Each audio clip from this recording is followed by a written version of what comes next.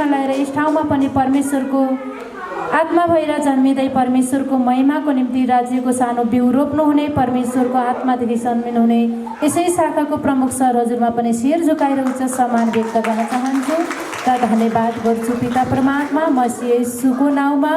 र यसै ठाउँमा परमेश्वरको आत्मा भएर जन्मिनुहुने लिडर सर हजुर, म्याम हजुर, क्यामेरा पर्सन सर हजुर, मादल बजाउने र आजको महिमा सञ्चालन गर्नुहुने सर हजुरमा पनि एकै मुष्टमा, म्याम हजुरमा पनि एकदमै शिर झुकाएर उच्च सम्मान र परमेश्वरको आत्मादेखि जन्मिनुहुने परमेश्वरका छोराछोरीमा पनि उच्च सम्मान व्यक्त गर्न चाहन्छु र धन्यवाद गर्छु पिता परमात्मा मसीह येशूको नाउँमा।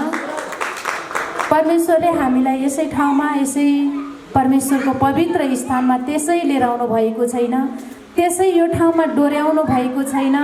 हामी सानो समस्या आउँदा लत्रिन्थ्यौँ भने अहिले पहाड जस्तो समस्या आउँदा पनि हामी के छौँ?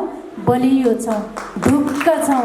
सुख ईश्वर पिताले दिइसक्नु भएको छ होइन। परमेश्वरले हामीलाई के गर भन्नुभएको छ? मेरो सन्तान तिमीहरू नडराऊ, मेरो सन्तान तिमीहरू निरुत्साहित नहौ, म तिमीहरूको परमेश्वर तिम्रै साथमा छु भन्दा भन्दै हामी के गर्छौँ त? हामीले आँखाले देख्ने गरी साथीसँगै बस्दै चाहिँ अनि हामी ढुक्क हुन्छौँ। तर नै परमेश्वरको सृष्टिमा त्यो हुँदैन। परमेश्वरको सृष्टिमा अनदेखामा भएको ईश्वरमा आनन्द गर्नु चाहिँ त्यो चाहिँ योग्य सन्तान हो भन्नुहुन्छ परमेश्वर। हेर्नुहोस् त पनि पितालाई अनगिन्ती धन्यवाद मसीह येशूको नाउँमा।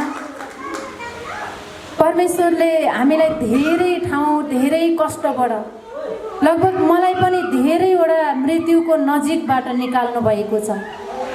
धेरै ठाउँबाट देख्दा साधारण देख्नुहुन्छ होइन, म कहाँ जान्छु, म मेरो काम, मेरो यात्रा होइन, मेरो सबैतिर मेरो आफ्नो यात्रा परमेश्वरले नै तयार गर्नुभएको छ।